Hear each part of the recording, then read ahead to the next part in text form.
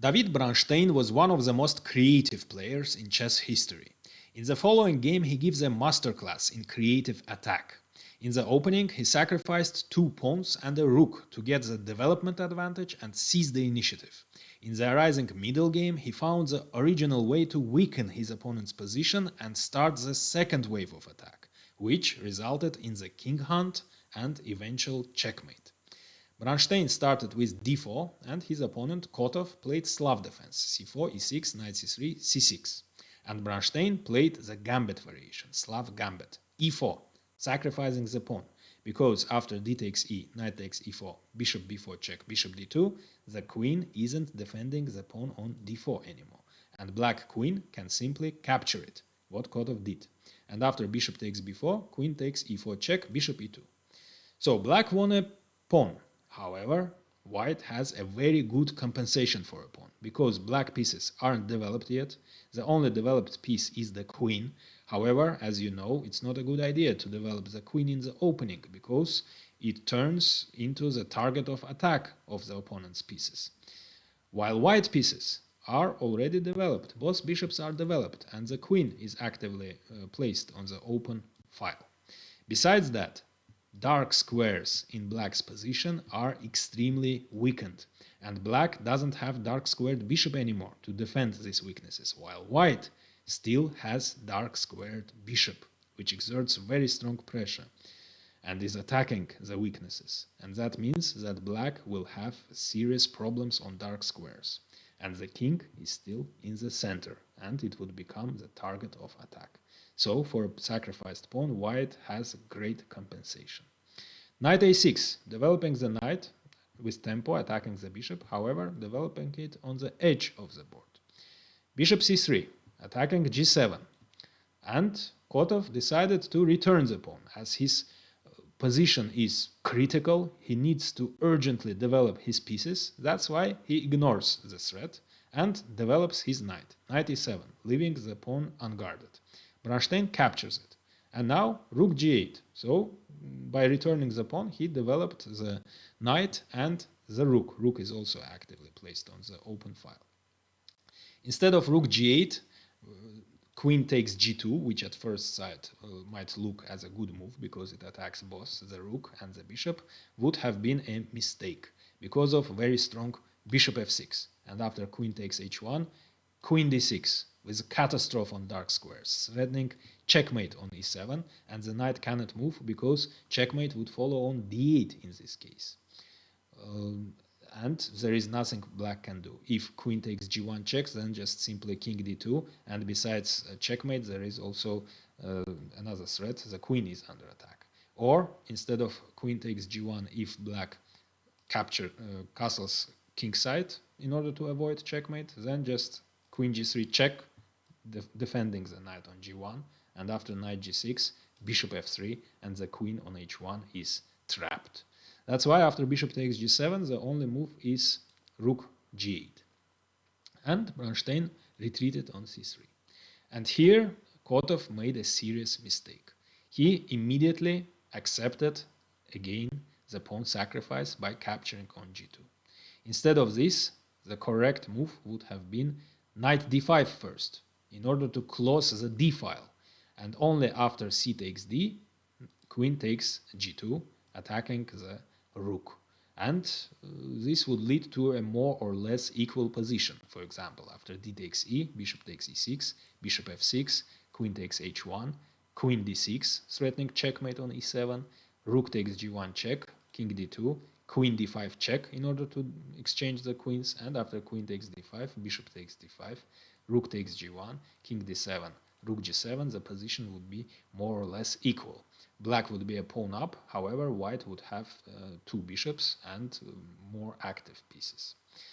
Instead of this, Kotov immediately captured on g2, winning a pawn again. But what's wrong with this move? Why queen takes g2 is a mistake? The natural looking bishop f3, defending the rook and attacking the queen, is losing on the spot because of simple queen takes g1 check. And after rook takes g1, and white is losing the queen too. Can you find Bronstein's next move? So he just sacrifices this rook, leaving it unguarded, and continues his development. Queen d2, opening the king's way to the queen side. And after queen takes h1, just castles queen side. And now the rook with great effect joins the attack. And white pieces exert terrible pressure on d-file, threatening immediate checkmate on d8. And the king is also absolutely safe now. Knight d5, in order to close the d-file. What else? And here Bronstein made another strong move. Instead of capturing the knight immediately, he first develops his knight with tempo, knight f3, attacking the queen. And here Kotov made another mistake. He should have played queen g2 in order to save his queen. Of course, black would still be much worse. For example, after c takes d, e takes d, queen e3 check, bishop e6, rook g1. The queen won't be able to move because the rook on g8 would fall. Black would be forced to capture on g1, and after knight takes, rook takes g1. White is better, but black still can continue the resistance. Instead of this, instead of queen g2, Kotov captured the rook, getting two rooks for a queen, which from material point of view is sufficient equivalent. Bishop takes d1, and now he eliminates a very dangerous dark squared bishop. Knight takes c3, queen takes c3. So, from material point of view, black is okay. Black has two rooks for a queen and also an extra pawn.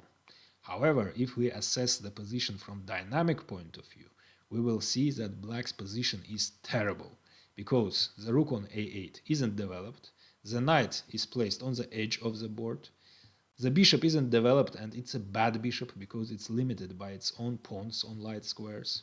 The only active piece is a rook, the rooks aren't coordinating, and the king is still in the center and it would turn into the target of attack, while white pieces are very active. The queen is extremely active, the knight will be activated, and the bishop would join the attack. So white starts a deadly attack. The second wave of attack starts now. So currently white is threatening terrible queen f6, taking under control dark squares with knight e5 or knight g5 attacking f7, and that would be just deadly. That's why Kotov played king e7 in order to prevent queen f6. But now Bronstein made a very creative, strong move, original move. You can pause the video and try to find this move which starts the second wave of attack. Knight e5, centralizing the knight and attacking f7 and also taking under control d7. And it turns out that black cannot play f6 in order to push away the knight, because the knight wouldn't move in this case. Instead, white would play queen h3, attacking h7, and if f takes e, queen takes h7 check, the rook is also under attack. The only way to defend it would be king f8, but now the bishop joins the attack with great effect. Bishop h5, threatening checkmate on f7, and after rook g7, queen h8 check, and if the king moves to e7, of course the rook falls, and if rook g8, then just checkmate in one move would follow. That's why after knight e5, Kotov played bishop d7. But now very original maneuver followed in order to create the second weakness besides f7. Queen a3 check, provoking c5, after which b7 is weak and it can be attacked on this diagonal. And only now queen f3, attacking both f7 and b7, and it's impossible to defend both. If f6, then simple knight takes and queen takes b7 check and the knight falls. That's why after queen f3, Kotov played rook d8. But now queen takes f7 check, king d6, queen f4, creating deadly discovered check threat. Rook f8, attacking the queen, but knight f7, double check and closing the rook's file. King e7, and as the rook and The queen and the knight are already in the attack. The last piece, which isn't taking part, is joining the attack with great effect. Currently the knight is under attack, but bishop h5, defending the knight and threatening terrible queen d6 check. And there is no way black can prevent this. Bishop c6, queen d6 check. If king e8, then of course checkmate in one move would follow. That's why king must move towards the center, and the king hunt begins now. Knight h6, attacking the rook. Rook g1 check, king d2, king g7, because the rook was under attack. Knight g4, very strong move, creating terrible threat. Queen e5 check, king g8, and knight h6 checkmate. That's why black must eliminate this terrible knight. Rook takes g4 check. Before capturing the rook, Bronstein makes a precise move. As the bishop is still, while it's still on h5, controlling f7 square, he first checks on e7 so that the rook cannot block. And only after forcing the king to a terrible square on h6, where the king would be checkmated, then he captures the rook. And now the rook on f8 is under attack.